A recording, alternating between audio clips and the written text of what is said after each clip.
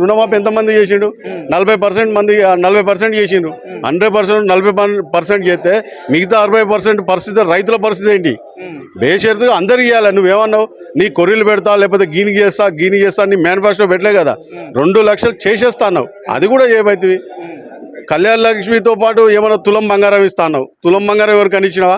అదేమన్నా డిసెంబర్ 9 నుంచే స్టార్ట్ చేస్తా, నేను ఎక్కగానే పెళ్లిళ్ళు చేసుకోండి మీకు ఇస్తా అని చెప్పిండు. ఎవరికైనా ఇచ్చిండా? ఆ ₹1,00,000 కూడా మొన్నటిదాకా నిధులు కేటాయించలే, చాలా పెండింగ్ ఉన్నాయి, ఇబ్బంది పడ్డారు. ఇప్పుడు మొన్న కేటాయించిండు కాబట్టి వచ్చే అదే లక్ష్యం ఇస్తాడు. కేసీఆర్ గారు ఇచ్చిందే.